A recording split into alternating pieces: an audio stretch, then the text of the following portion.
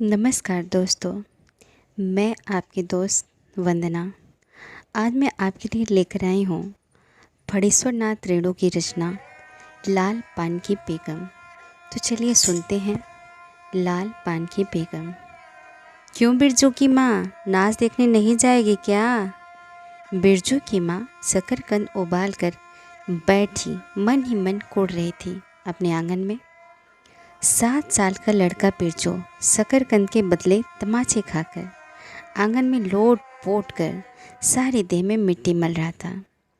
चंपिया के सिर भी चुड़ैल मंडरा रही है। आधे आंगन जो धूप रहते गई है सुहुआइन की दुकान छोआ गुड़ला ने, सो अभी तक नहीं लौटी। दिया बाती की बेला हो गई। आए आज लौट के जरा।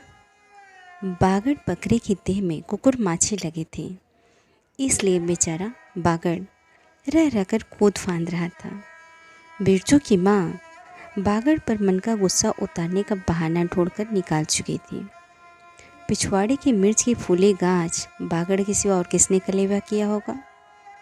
बागड़ को मारने के लिए वह मिट्टी का छोटा सा ढेला उठा चुकी थी कि पड़ोसिन मखनी फुआ की पुकार सुनाई पड़ी। क्यों बिरजू की माँ नाच देखने नहीं जाएगी क्या? बिरजू की माँ के आगे नाथ और पीछे पगहिया हो तब न फुआ। गरम गुस्से में बुझी नुकीली बात फुआ के देह में धस गई। बिरजू की माँ ने हाथ के ढेले को पास ही फेंक दिया। बेचारी बागड़ को कुकुर माछी परेशान कर रही हैं। आह, आए आए, हर हर, आह। बिरजू ने लेटे ही लेटे बागड़ को एक डंडा लगा दिया। बिरजू की माँ की इच्छा हुई कि जाकर उसी डंडे से बिरजू का भूत भगा दे, किंतु नीम के पास खड़ी पनभरनियों की खिलखिलाहट सुनकर रुक गई। बोली, ठहर, तेरे बप्पा ने बड़ा हाथ छुट्टा बना दिया है तुझे। बड़ा हाथ चलता है लोगों पर, ठहर। मखनी फुआ नीम के पास झुकी, कमर से घड़ा उतार कर पानी भरकर लौटती पनभरनियों में बिरजू की माँ की बहकी हुई बात का इंसाफ करा रही थी। जरा देखो तो इस बिरजू की माँ को, 4 मन पाट जूट का पैसा क्या हुआ है? धरती पर पाँव ही नहीं पड़ते। निसाफ करो। खुद अपने मुंह से 8 दिन पहले ही गांव की गली गली में बोलती फिरी है। हाँ, इस बार बिरजू के बप्पा ने कहा है बैलगाड़ी पर बिठाकर बलरामपुर का नाच दिखा लाऊंगा। बैल अब अपने घर हैं तो 1000 गाड़ी मंगने मिल जाएगी। सो मैंने अभी टोक दिया। नाच देखने वाली सब तो ऑन पॉन कर तैयार हो रही हैं, रसोई पानी कर रहे हैं। मेरे मुंह में आग लगे, क्यों मैं टोकने गई? सुनती हो क्या जवाब दिया बिरजू की माँ ने? मखनी फुआ ने अपने पोपले मुंह के होठों को एक ओर मोड़ कर ऐंठती हुई बोली, अरे हाँ, बिरजू की माँ के आगे नात और पीछे पगहिया हो तब ना। जंगी की पतोह बिरजू की माँ से नहीं डरती। वो जरा गला खोल कर कहती है, फुआ, सर्वे सत्तल मिर्टी, सर्वे सेटलमेंट के हाकिम के बासा पर फूल छाप किनारी वाली साड़ी पहन के तू भी भटा की भेटी चढ़ाती तो तुम्हारे नाम से भी 2-3 बीघा धनहर ज़मीन का पर्चा कट जाता। फिर तुम्हारे घर भी आज 10 मन सोना बाग पड़ा होता। जोड़ा बैल खरीदता, फिर आगे नात और पीछे सैकड़ों पगहिया झूलती। जंगी की पतोह मुँहजोर है, रेलवे स्टेशन के पास की लड़की है। 3 ही महीने हुए गौने की नई बहू होकर आई है और सारे कुरमा टोली की सभी झगड़ालू सासों से एकाध मोर्चा ले चुकी है। उसका ससुर जंगी दागी चोर है, सी कलासी है। उसका खसम रंगी कुरमा टोली का नामी लठैत, इसलिए हमेशा सींग खुजाती फिरती जंगी की पतोह बिरजू की माँ के आंगन में जंगी की पतोह की गला खोल बोली गुलेल की गोलियों की तरह दंदनाती हुई आई थी। बिरजू की माँ ने एक तीखा जवाब खोज कर निकाला, लेकिन मन महसूस कर रह गई। गोबर के ढेरे में कौन ढेला फेंके? जीभ के झाल को गले में उतार कर बिरजू की माँ ने अपनी बेटी चंपिया को आवाज़ दी। अरे चंपिया, आज लौट तो तेरी मूड़ी मरोड़ कर चूल्हे में झोंकती हूँ। दिन दिन बेचाल होती जाती है। गांव में तो अब थिएटर बैस्कोप का गीत गाने वाली पतुरिया पतोहू सब आने लगी हैं। कहीं बैठ के बाजे न मुरलिया सीख रही होगी। हट जाए। अरे चंपिया। जंगी की पतोहू ने बिरजू की माँ की बोली का स्वाद लेकर कमर पर घड़े को संभाला और मटक कर बोली, चल दीदिया चल, इस मोहल्ले में लाल पान की बेगम बसती है। नहीं जानती, दोपहर दिन और चौपहर रात बिजली की बत्ती भग भग कर जलती है। भग भग बिजली की बत्ती की बात सुनकर न जाने क्यों सभी खिलखिलाकर हंस पड़ी। फुआ की टूटी हुई दंत पंक्तियों के बीच से एक मीठी गाली निकली। शैतान की नानी। बिरजू की माँ की आंखों पर मानो किसी ने तेज टार्च की रोशनी डालकर चौंधिया दिया। भग भग बिजली बत्ती। 3 साल पहले सर्वे कैंप के बाद गांव की जलनडाही औरतों ने कहानी गढ़ के फैलाई थी। चंपिया की माँ के आंगन में रात भर बिजली बत्ती भुकभुकाती थी। चंपिया की माँ के आंगन में नाक वाले जूते की छाप घोड़े की टाप की तरह।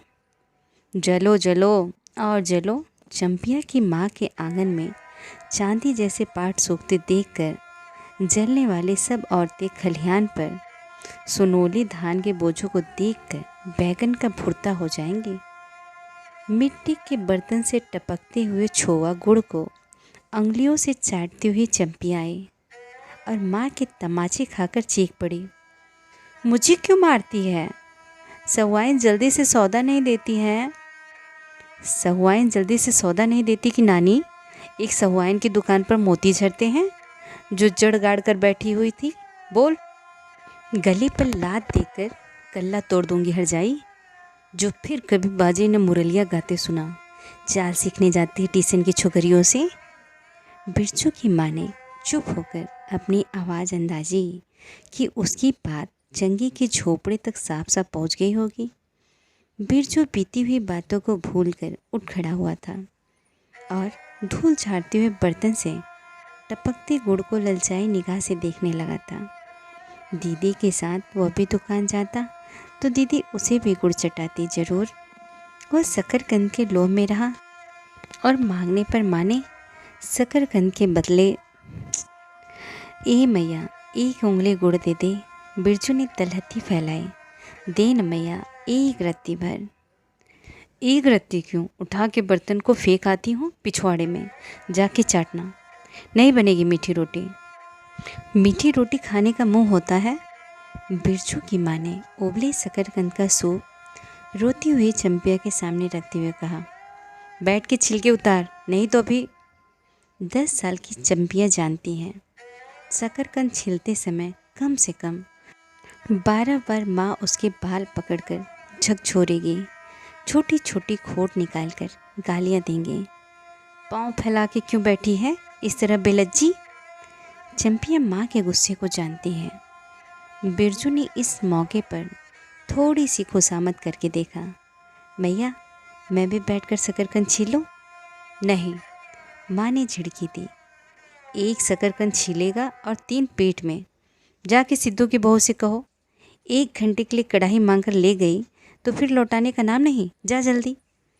मुंह लटकाकर आंगन से निकलते निकलते बिरजू ने शकरकंद और गुड़ पर निगाहें दौड़ाई।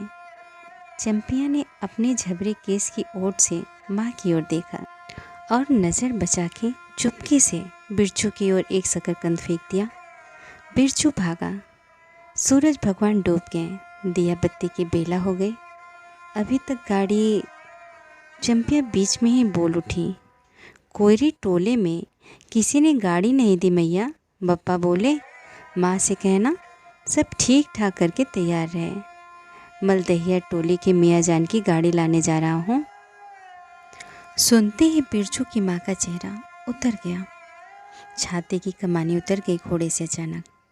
कोयरी टोले में किसी ने गाड़ी मंगनी नहीं दी, तब मिल चुकी गाड़ी। जब अपने गांव के लोगों की आंखों में पानी नहीं तो मलदहिया टोले के मियाँ जान की गाड़ी का क्या भरोसा। न 3 में न 13 में क्या होगा, शकरकंद छील कर रख दे उठा के। यह मर्द नाच दिखाएगा, बैलगाड़ी पर चढ़कर नाच दिखाने ले जाएगा। चढ़ चुकी बैलगाड़ी पर, देख चुकी नाच जी भर के। पैदल जाने वाले सब पहुंचकर पुरानी हो चुकी होंगी। बिरजू छोटी कढ़ाई सिर पर औंधा कर वापस आया। देख दीदिया, मिलिट्री टोपी, इस पर 10 लाठी मारने पर भी कुछ नहीं होता। चंपिया चुपचाप बैठी रही, कुछ बोली नहीं, जरा सी मुस्कुराई भी नहीं। बिरजू ने समझ लिया मैया का गुस्सा अभी उतरा नहीं पूरे तौर से। बढ़ैया के अंदर से बागड़ को बाहर भगाती हुई बिरजू की माँ बड़बड़ाई, कल ही पंचकौड़ी कसाई के हवाले करती हूँ राकस तुझे, हर चीज़ में मुंह लगाएगा। चंपिया, बांध दे बागड़ को, खोल दे गले की घंटी। हमेशा टुनुर टुनुर मुझे जरा नहीं सुहाता है। टुनुर टुनुर सुनते ही बिरजू को सड़क से जाती हुई बैलगाड़ियों की याद हो आई। अभी बबुआन टोले की गाड़ियाँ नाच देखने जा रही थी। झुनुर झुनुर बैलों की झुमकी, तुमने सुनी? बेसी बकबक मत करो। बागड़ के गले से झुमकी खोलती बोली चंपिया। चंपिया, डाल दे चूल्हे में पानी। बप्पा आवे तो कहना कि अपने उड़न जहाज पर चढ़कर नाच देखा है। मुझे नाच देखने का शौक़ नहीं। मुझे जगाइयो मत कोई, मेरा माथा दुख रहा है। मड़ैया के ओसारे पर बिरजू ने फिसफिसा करके पूछा, क्यों दीदिया, नाच में उड़न जहाज भी उड़ेगा? चटाई पर कथरी ओढ़कर बैठती हुई चंपिया ने बिरजू को चुपचाप अपने पास बैठने का इशारा किया। मुफ्त में मार खाएगा बेचारा। बिरजू ने बहन की कथरी में हिस्सा बटाते हुए चुक्की मुक्की लगाई। जाड़ी के समय इस तरह घुटने पर ठुड्डी रखकर चुक्की मुक्की लगाना सीख चुका है वह। उसने चंपिया के कान के पास मुंह ले जाकर कहा, हम लोग नाच देखने नहीं जाएंगे? गांव में एक पंछी भी नहीं है, सब चले गए। चंपिया को तिल भर भी भरोसा नहीं। संझा तारा डूब रहा है, बप्पा अभी तक गाड़ी लेकर नहीं लौटे। 1 महीना पहले से ही मैया कहती थी बलरामपुर के नाच के दिन मीठी रोटी बनेगी। चंपिया छीट की साड़ी पहनेगी, बिरजू पैंट पहनेगा। बैलगाड़ी पर चढ़कर चंपिया की भीगी पलकों पर एक बूंद आंसू आ गया। बिरजू का दिल भी भर आया। उसने मन ही मन में इमली पर रहने वाले जिन बाबा को एक बैगन कबूला, गाछ का सबसे पहला बैगन। उसने खुद जिस पौधे को रोपा है, जल्दी से गाड़ी लेकर बप्पा को भेज दो जिन बाबा। मढ़ैया के अंदर बिरजू की माँ चटाई पर पड़ी करवटें ले रही थी। पहले से किसी बात का मंसूबा नहीं बांधना चाहिए किसी को। भगवान ने मंसूबा तोड़ दिया। उसको सबसे पहले भगवान से पूछना है, यह किस चूक का फल दे रहे हैं? हो भला बाबा, अपने जानते उसने किसी देवता पितर की मान मनौती बाकी नहीं रखी। सर्वे के समय जमीन के लिए जितनी मनौतियाँ की थी, ठीक ही तो। महावीर जी का रोड तो बाकी है। हाय रे देवा, भूल चूक माफ़ करो महावीर बाबा। मनौती दूनी करके चढ़ाएगी बिरजू की माँ। बिरजू की माँ के मन में रह रहकर जंगी की पतोहों की बातें चुपती हैं। भग भग बिजली बत्ती, चोरी चमारी करने वाले की बेटी पतोहो जलेगी नहीं। 5 बीघा ज़मीन क्या हासिल की है बिरजू के बप्पा ने। गांव की भाई खौकियों की आंखों में किरकिरी पड़ गई है। खेत में पाट लगा देखकर गांव के लोगों की छाती फटने लगी। धरती फोड़कर पाट लगा है, बैसाखी बादलों की तरह उमड़ते आ रहे हैं पाट के पौधे।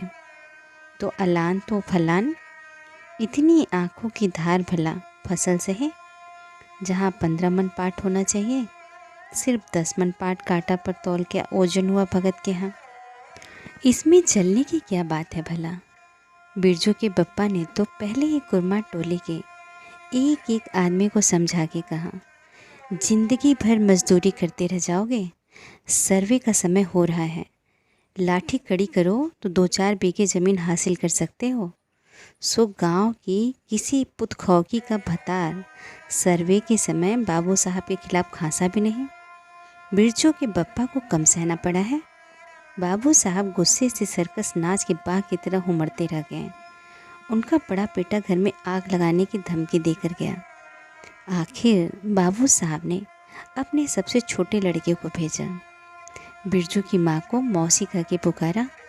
यह ज़मीन बाबूजी ने मेरे नाम से खरीदी थी। मेरी पढ़ाई लिखाई उसी ज़मीन के ऊपर से चलती है। और भी जितनी बातें खूब मोहना जानता है। उतना जरा सा लड़का जमींदार का बेटा है कि। चंपिया, बिरजू सो गया क्या? यहाँ आजा बिरजू, अंदर। तू भी आजा चंपिया। भला आदमी आए तो एक बार आज। बिरजू के साथ चंपिया अंदर चली गई। ढिबरी बुझा दे। बप्पा बुलाए तो जवाब मत देना, खपच्ची गिरा दे। भला आदमी रे भला आदमी। मुँह देखो जरा इस मर्द का। बिरजू की माँ दिन रात मंझा न देती रहती तो ले चुके थे ज़मीन। रोज़ आकर माथा पकड़ के बैठ जाए, मुझे ज़मीन नहीं लेनी है बिरजू की माँ, मजूरी है अच्छी। जवाब देती थी बिरजू की माँ खूब सोच समझ के। छोड़ दो, जब तुम्हारा कलेजा स्थिर नहीं होता तो क्या होगा। जोरू ज़मीन जोर के, नहीं तो किसी और के। बिरजू के बाप पर बहुत तेज़ी से गुस्सा चढ़ता है, चढ़ता ही जाता है। बिरजू की माँ का भाग ही खराब है जो ऐसा गोबर गणेश घर वाला उसे मिला। कौन सा शौक मौज दिया है उसके मर्द ने। कोलों के बैल की तरह खट कर सारी उम्र काट दी इसके यहाँ। कभी 1 पैसे की जलेबी भी ला कर दी है उसके खसम ने। पाट का दाम भगत के यहाँ से लेकर बाहर ही बाहर बैल हटहटा के चले गए। बिरजू की माँ को एक बार नमरी लोट देखने भी नहीं दी आँख से। बैल खरीद लाए, उसी दिन गांव में ढिढोरा पीटने लगे। बिरजू की माँ इस बार बैलगाड़ी पर चढ़कर जाएगी नाच देखने। दूसरे की गाड़ी का भरोसा नाच दिखाएगा। अंत में उसे अपने आप पर क्रोध हो आया। वह खुद भी कुछ कम नहीं, उसकी जीभ में आग लगे। बैलगाड़ी पर चढ़कर नाच देखने की लालसा किसी को समय में उसके मुंह से निकली थी, भगवान जाने। फिर आज सुबह से दोपहर तक किसी न किसी बहाने उसने 18 बार बैलगाड़ी पर नाच देखने की चर्चा छेड़ी है। लो खूब देखो नाच। कथरे के नीचे धुसाले का सपना। कल भोरे पानी भरने के लिए जब जाएगी, पतली जीभ वाली पतुरिया तब हंसती आएंगी, हंसती जाएंगी। सभी चलते हैं उससे। हाँ, भगवान दाढ़ी जार भी। 2 बच्चों की माँ होकर भी वह जस की तस है। उसका घरवाला उसकी बातों में रहता है। वो बालों में गरी का तेल डालती है। उसकी अपनी ज़मीन है। किसी के पास 1 घुर ज़मीन भी अपने इस गांव में है? जलेंगे नहीं। 3 बीघे में दान लगा हुआ है अगहनी का। लोगों की भीख दीड़ से बचे तब तो। बाहर बैलों की घंटियां सुनाई पड़ी।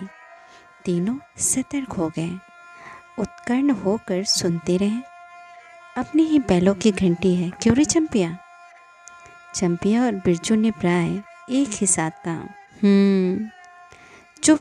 बिरजू की माँ ने फिसफिसाकर कहा, शायद गाड़ी भी है, गड़गड़ाती है ना? दोनों ने फिर हुंकारी भरी। चुप, गाड़ी नहीं है। तू चुपके से टट्टी में छेद करके देख तो। आ चंपी, भाग के आ चुपके चुपके। चंपिया बिल्ली की तरह हौले हौले पाँव से टट्टी के छेद से झाँक आए। हाँ मैया, गाड़ी भी है। बिरजू हड़बड़ा कर उठ बैठा। उसकी माँ ने उसका हाथ पकड़कर सुला दिया। बोले मत। चंपिया भी गुदड़ी के नीचे घुस गई। बाहर बैलगाड़ी खोलने की आवाज़ हुई। बिरजू के बाप ने बैलों को जोर से डांटा। हाँ, आ गए घर।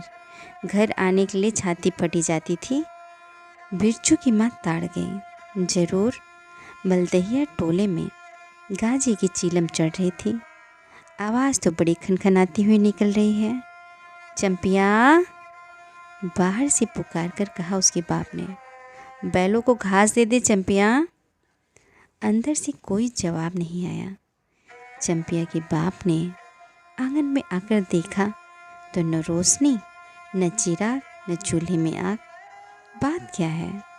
नाच देखने उतावली होकर पैदल ही चली गई क्या? बिरजू के गले में खसखसाहट हुई और उसने रोकने की पूरी कोशिश भी की, लेकिन खांसी जब शुरू हुई तो पूरे 5 मिनट तक वह खांसता रहा। बिरजू, बेटा बिरज मोहन। बिरजू के बाप ने पुचकार कर बुलाया। मैया गुस्से के मारे सो गई क्या? अरे अभी तो लोग जा ही रहे हैं। बिरजू की माँ के मन में आया कि कस कर जवाब दे, नहीं देखना है नाच, लौटा दो गाड़ी। चंपिया, उठती क्यों नहीं? ले धान की पंचशीश रखते। धान की बालियों का छोटा झप्पा झोपड़े को सारे पर रखकर उसने कहा, दिया बालो। बिरजू की माँ उठकर उसारे पर आई। 1.5 पहर रात को गाड़ी लाने की क्या ज़रूरत थी? नाच तो अब ख़त्म हो रहा होगा। ढिबरी की रोशनी में धान की बालियों का रंग देखते ही बिरजू की माँ के मन का सब मैल दूर हो गया।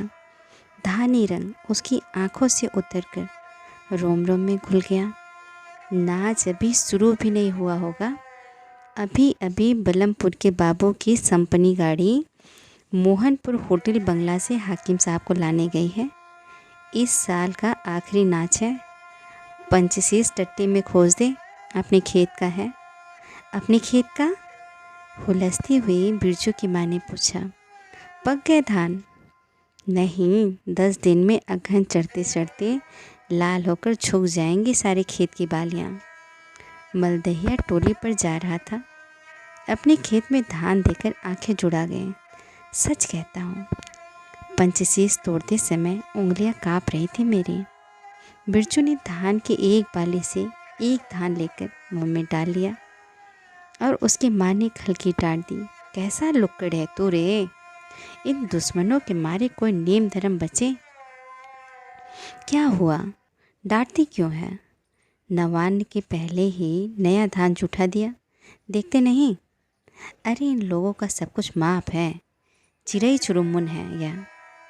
लोगों के मुंह में नवान्न के पहले नया अन्न न पड़े। इसके बाद चंपिया ने भी धान की बाली से 2 धान लेकर दांतों तले दबाए। ओ मैया, इतना मीठा चावल और गमकता भी है न दीदिया। बिरजू ने फिर मुंह में धान लिया।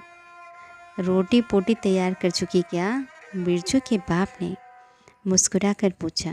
नहीं, मान भरे सुर में बोली बिरजू की माँ। जाने का ठिकाना नहीं और रोटी बनाती। वाह, खूब हो तुम लोग। जिसके पास बैल है उसे गाड़ी मंगनी नहीं मिलेगी भला? गाड़ी वालों को कभी बैल की ज़रूरत होगी? पूछूंगा तब कोई टोला वालों से। ले जल्दी से रोटी बना ले, देर नहीं होगी। अरे टोकरी भर रोटी तो तू पलक मारते बना देती है। 5 रोटियां बनाने में कितनी देर लगेगी? अब बिरजू की माँ के होठों पर मुस्कुराहट खुलकर खेलने लगी थी। उसने नज़र बचाकर देखा। बिरजू का बप्पा उसकी ओर एकटक निहार रहा है। चंपिया और बिरजू न होते तो मन की बात हंसकर खोलने में देर न लगती। चंपिया और बिरजू ने एक दूसरे को देखा और खुशी से उनके चेहरे जगमगा उठे। भैया बेकार गुस्सा हो रही थी ना? चंपी जरा घैल सर में खड़ी होकर मखनी फुआ को आवाज़ दे तो। ए फुआ, सुनती हो फुआ? मैया बुला रही है। फुआ ने कोई जवाब नहीं दिया, किंतु उसकी बड़बड़ाहट स्पष्ट सुनाई पड़ी। हाँ, अब फुआ को क्यों गुहारती है? सारे टोले में बस एक फुआ ही तो बिना नात पगहिया वाली है। अरे फुआ, बिरजू की माँ ने हंसकर जवाब दिया। अरे उस समय की बात का बुरा मान गई थी क्या? नात पगहिया वालों को आकर देखो, दोपहरी रात में गाड़ी आया है। आ जाओ फुआ, मैं मीठी रोटी पकाना नहीं जानती। फुआ कांकती खांसती आई। इसी की घड़ी भर दिन रहते ही पूछ रही थी कि नाच देखने जाएगी क्या। कहती तो मैं पहले से ही अपनी अंगीठी ही सुलगा के रख जाती। बिरजू की माँ ने फुआ को अंगीठी दिखला दी और कहा, घर में अनाज दाना वगैरह तो कुछ है नहीं, एक बागड़ है और कुछ बर्तन बासन, सो रात भर के लिए यहाँ तंबाकू रख जाती हूँ। अपना हुक्का ले आई हो ना फुआ। फुआ को तंबाकू मिल जाए तो रात भर क्या 5 रात बैठकर जाग सकती है। फुआ ने अंधेरे में टटोलकर तंबाकू का अंदाज किया। ओहो, हाथ खोलकर तंबाकू रखा है बिरजू की माँ ने, और एक वो है सहुआइन, राम कहो। उस रात को अफीम की गोली की तरह एक मटर भर तंबाकू रखकर चली गई गुलाब बाग मेले में और कह गई कि डिब्बे भर तंबाकू है। बिरजू की माँ का चूल्हा सुलगाने लगे। चंपिया ने शकरकंद को मसलकर गोले बनाए और बिरजू सिर पर कड़ाही औंधा कर अपने बाप को दिखलाने लगा। मिलिट्री टोपी, इस पर 10 लाठी मारने पर भी कुछ नहीं होगा। सभी ठठाकर हंस पड़े। बिरजू की माँ हंसकर बोली, ताखे पर 3-4 मोटे शकरकंद हैं, दे दे बिरजू को चंपिया, बेचारा शाम से ही। बेचारा मत कहो मैया, खूब सचारा है। अब चंपिया झाँकने लगे। तुम क्या जानो कथरी के नीचे मुंह क्यों चल रहा था बाबू साहब का। बिरजू की टूटे दूध के दांतों की फाँक से बोली निकली, ब्लैक मार्टिन में 5 शकरकंद खा लिया। सभी ठठाकर हंस पड़े। बिरजू की माँ ने फुआ का मन रखने के लिए पूछा, एक कनवा गुड़ है, आधा दूं फुआ। फुआ ने गदगद होकर कहा, अरे शकरकंद तो खुद मीठा होता है, उतना क्यों डालेगी। जब तक दोनों बैल दाना घास खाकर एक दूसरे की देह को जीभ से चाटे, बिरजू की माँ तैयार हो गई। चंपिया ने छीट की साड़ी पहनी और बिरजू बटन के अभाव में पैंट पर पटसन की डोरी बंधवाने लगा। बिरजू की माँ ने आंगन से निकलकर गांव की ओर कान लगाकर सुनने की चेष्टा की। इतनी देर भला पैदल जाने वाले रुके रहेंगे। पूर्णिमा का चाँद सिर पर आ गया है। बिरजू की माँ ने असली रूपा का मंगटिक्का पहना है आज, पहली बार। बिरजू के बप्पा को क्या हो गया है, गाड़ी जोतता क्यों नहीं। मुँह की ओर एक टक देख रहा है, मानो नाच की लाल पान की बेगम गाड़ी पर बैठते ही बिरजू की माँ के देह में एक अजीब गुदगुदी लगने लगी। उसने बांस की बल्ली को पकड़कर कहा, गाड़ी पर अभी बहुत जगह है, जरा दाहिने सड़क से गाड़ी हाँकना। बैल जब दौड़ने लगे और पहिया जब चू चू करके घर घराने लगा तो बिरजू से नहीं रहा गया। उड़न जहाज की तरह उड़ाओ बप्पा। गाड़ी जंगी के पिछवाड़े पहुंची। बिरजू की माँ ने कहा, जरा जंगे से पूछो ना, उसकी पतोह नाच देखने चली गई क्या। गाड़ी के रुकते ही जंगी के झोपड़ी से आती हुई रोने की आवाज़ स्पष्ट हो गई। बिरजू के बप्पा ने पूछा, अरे जंगी भाई, काहे रोना रोहट हो रहा है आंगन में। जंगी घूर ताप रहा था, बोला, क्या पूछते हो, रंगी बलरामपुर से लौटा नहीं, तो ये नाच देखने कैसे जाए। आसरा देखते देखते उधर गांव की सभी औरतें चली गईं। अरे टीसन वाली, तो रोती है काहे। बिरजू की माँ ने पुकार कर कहा, आजा झट से कपड़ा पहनकर, सारी गाड़ी पड़ी हुई है बेचारी, आ जल्दी आ। बगल के झोपड़े से राधे की बेटी सुनरी ने कहा, काकी गाड़ी में जगह है, मैं भी आ जाऊं। बांस की झाड़ी के उस पार लरेना खवास का घर है, उसकी बहू भी नहीं गई है। गिलट का झुमकी कड़ा पहनकर चमकती आ रही है। आ जा, जो बाकी रह गए सब आ जाएं जल्दी। जंगी की पतोह, लरेना की बेबी और राधे की बेटी सुनरी तीनों गाड़ी के पास आई। बैल ने पिछला पैर फेंका। बिरजू के बाप ने एक भद्दी गाली दी, साला लताड़ मारकर लंगड़ी बनाएगा पतोह को। सभी ठठाकर हंस पड़े। बिरजू के बाप ने घूंघट में झुकी दोनों पतोहों को देखा। उसे अपने खेत की झुकी हुई बालियों की याद आ गई। जंगी की पतोहों का गौना 3 ही मास पहले हुआ है गौने की रंगीन साड़ी से कड़वे तेल और लठवा सिंदूर की गंध आ रही है। बिरजू की माँ को अपने गौने की याद आए। उसने कपड़े की गठरी से 3 मीठी रोटियां निकाल कर कहा, खा ले एक एक करके, सिमरा के सरकारी कूप में पानी पी लेना।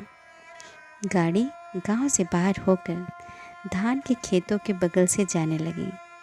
चांदनी का देख के खेतों से धान के झड़ते फूलों की गंध आती है। बांस की झाड़ी में कहीं दुधी की लता फूली है। जंगल के पतोहों ने एक बीड़ी सुलगाकर बिरजू की माँ की ओर बढ़ाए। बिरजू की माँ को अचानक याद आई, चंपिया, सुनरी, लरेना की बीबी और जंगी की पतोहो, ये चारों ही गांव में बैस्कोप का गीत गाना जानती हैं खूब। गाड़ी की लेक धन खेतों के बीच होकर गई।